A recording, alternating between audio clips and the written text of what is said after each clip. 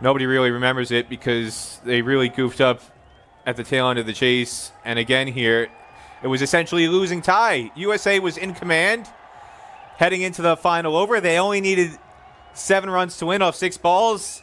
99% of the time, that's a team that's going to get across the line, especially with 4 wickets in hand. And yet, they couldn't do it. You'd call that a losing tie heading into the Super Over for USA. They were in a far more dominant position at the tail end of that chase. And here we go, having scored only 2 runs off this first half of the Super Over. They've really shot themselves in the foot in a big way, and it's going to need Ali Khan to spear the ball into the feet of the Nepal batters. But they're not going with him. They're going to go with Saurabh Netravalkar again. I don't know if I agree with this. I feel like Saurabh Netravalkar bowled the Super Over against Pakistan because in that situation he was better suited to it. In this situation, you need somebody who's going to explode the stumps with raw pace, and I think Ali Khan is the guy to do that. USA management obviously feels differently. Well, what's the approach, I suppose, fascinatingly, for the 2 Nepali batters that have been selected? The captain is taking the responsibility himself. He's going to also take strike, and the man in form who was so brilliant today, surely nailed on to be the player of the match, Kushal Bertel, with that wonderful innings of 92 not out that came off 54 deliveries with 7 fours and 6 sixes. What's their approach going to be? Are they going to tap 3 singles? Well, Powell going to say, I'm going to get it done in 1 delivery? These 2 guys, they're lightning between the wickets. They're quicksilver. If I were them, I would do what USA didn't do at the end of the match. USA was in a position where they just needed to tap and run. Harmeet Singh, I'm not sure what he was thinking, trying to heave a 6 with 2 overs to go. Here we go. It's 3 to win, 6 balls to do it. And it's a dot. Oh, no, it's not. It's a misfield. Aaron Jones, it slipped through his fingers. On his birthday, he's had a birthday to forget. Out not once, but twice. And now a crucial, crucial misfield. Well, I can't fault him too much. He shouldn't be in this situation.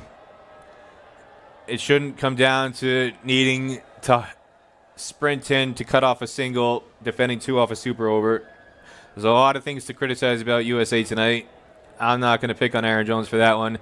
There are other players in this lineup who had the responsibility to get USA over the line so they wouldn't be in a Super Over, and they just didn't get the job done.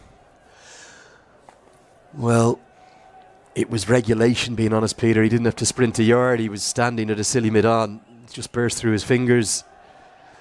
It's probably not going to end up being the difference between the sides. I'll agree with you on that much. But USA, credit to them now. They are actually going to gamble.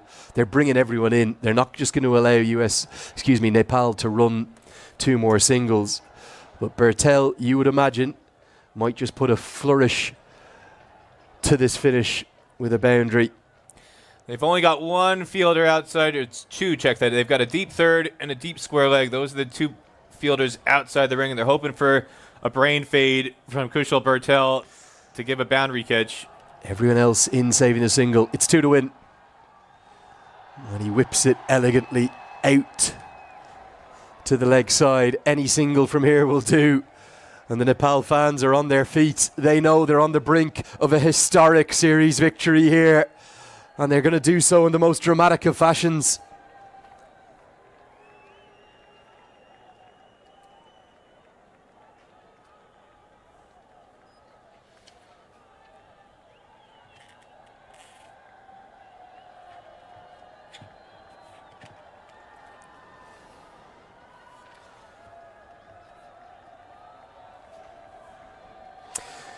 Here we go.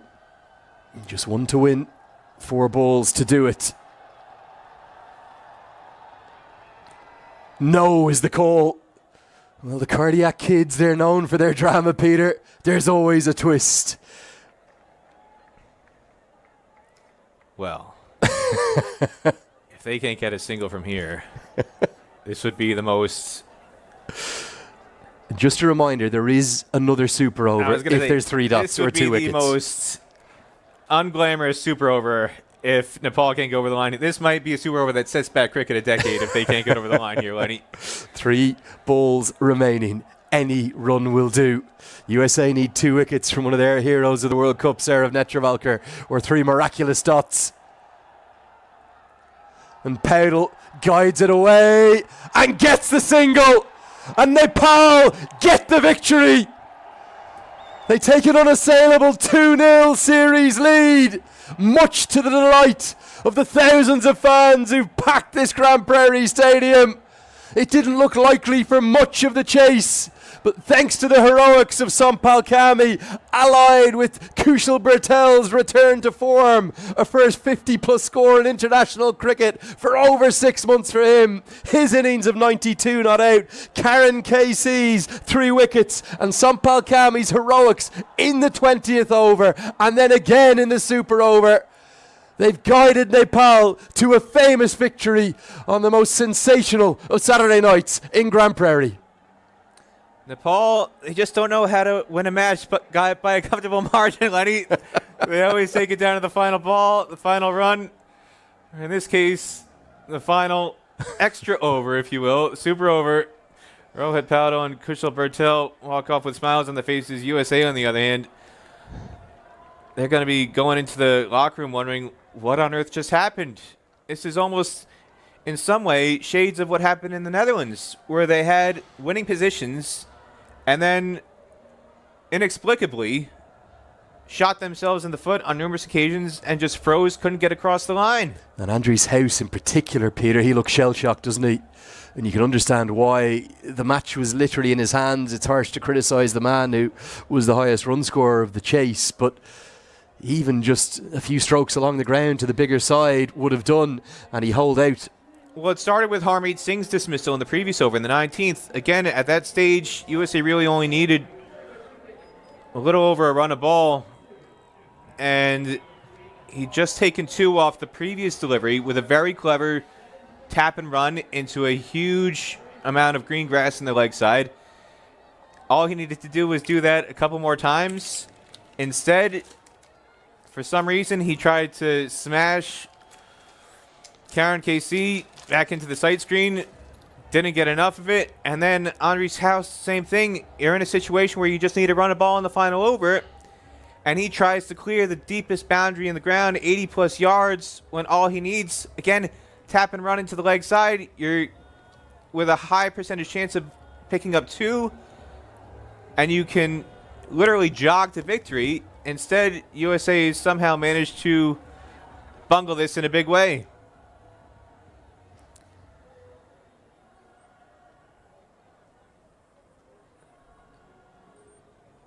Meanwhile, the Nepal fans, they're not complaining. This is the home away from home series for them. Huge amount of support in Grand Prairie for the Sun and Red Moon, as a lot of them sprinted out after the final ball trying to beat traffic, but a significant number of fans, at least 1,000 of them, are still hanging around to soak up the aura of this victory. And the Nepal players, once again, as they did on Thursday night, taking a victory lap to say thank you to the fans for turning out in big numbers. Such a huge Nepalese community here in the Dallas-Fort Worth Metroplex, and they've shown out in big numbers here tonight. There were 1,000 fans on Thursday night, well over 2,000 here tonight in Grand Prairie Stadium, and they're enjoying every moment of this as Nepal has clinched a 2-0 series victory with a match to go tomorrow night. Yeah, big shout out to Justin Gill as well, and David White you see there, Josh Dascombe, Mervyn Pereira, all of the MLC team, Zubin Sarkari. You've done an incredible job helping USA Cricket, Dhruv Barrow, and all of the USA Cricket staff to pull together what's been a huge success of a series. We've probably seen bigger crowds for these matches than for any of the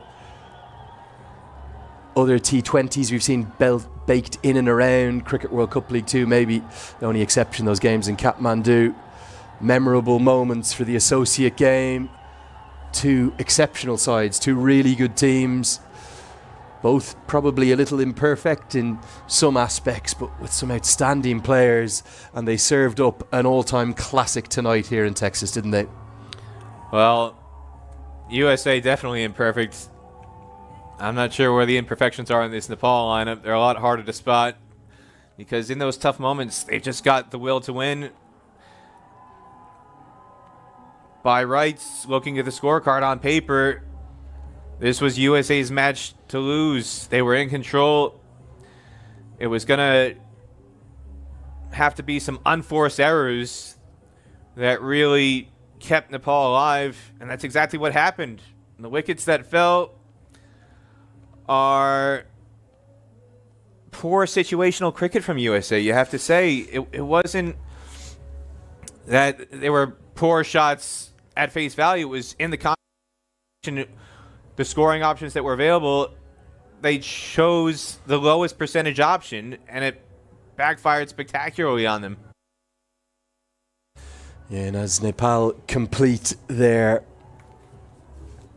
traditional lap of honour that is going to leave, well, the vast majority of the fans who've attended here tonight exceptionally happy. There is the confirmation. The match officially is a tie, but Nepal have won the Super Over, and they therefore take an unassailable 2-0 series lead in this inaugural Stake Stars and Summits Trophy 2024.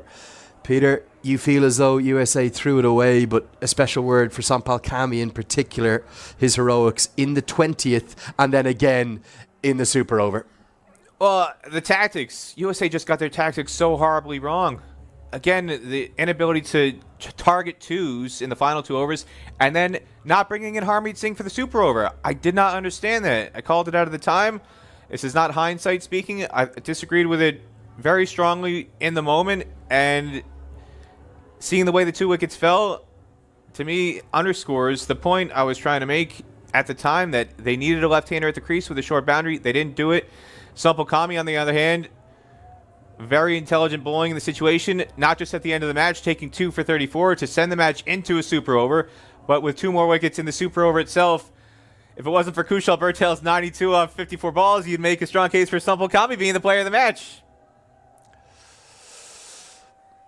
Well, the good news is that we have Aman Patel standing by with the post-match presentation. That's going to be ready in just a few moments' time. But for me, Andrew Leonard, for Peter Della Penna, for all the crew, for Rob, Umair and all the team who brought you the most entertaining game of cricket you will ever enjoy. We'll get down to Aman Patel now shortly for the post-match presentation. For us, it's bye for now. We're going down.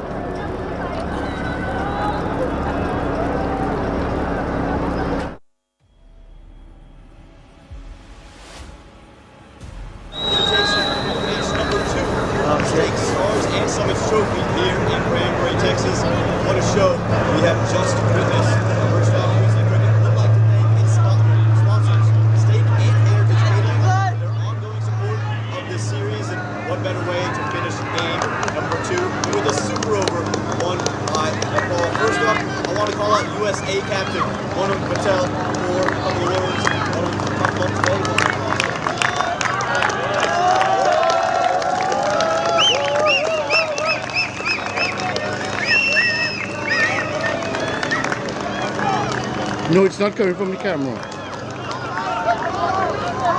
Because dude, I know what I'm doing. Alright? It's on the output. First, struggled to hold wickets early on. This match, the wickets fell later on in bunches. How do you guys correct that headed into match number 3? I mean, the wicket also got batted today. With the dew coming in, the ball was coming really nice on the bat, and you know our batsmen in the top, they applied themselves, and I felt the way Andres batted, it was really good from him.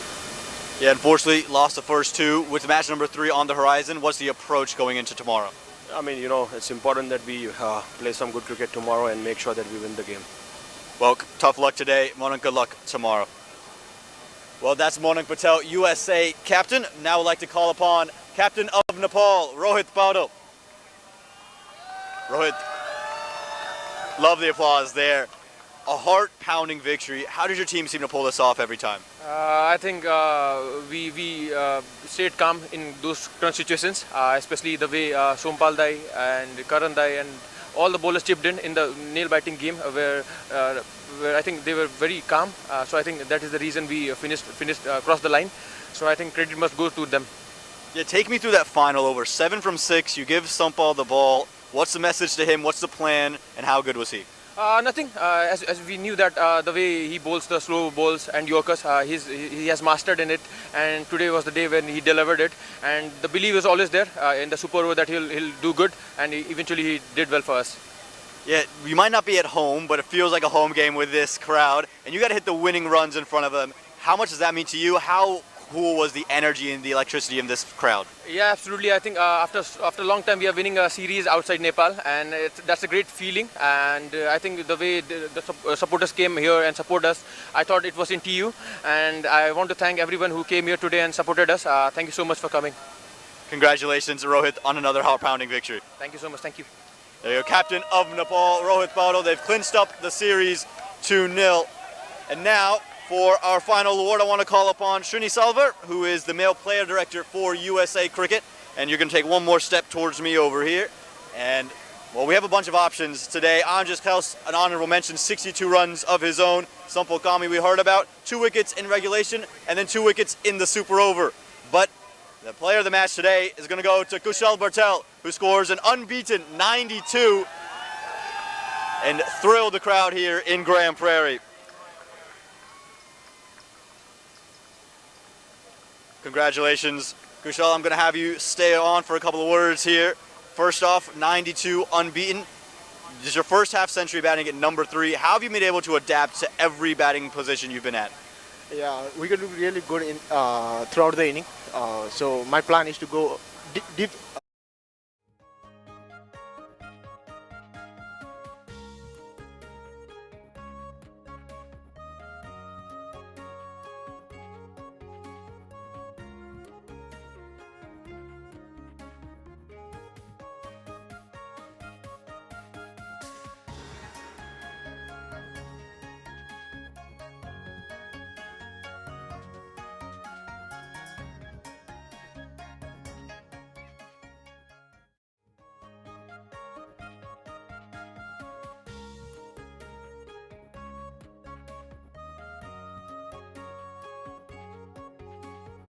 In the inning, so I really love my inning. You came out very aggressive. What was the approach change from yesterday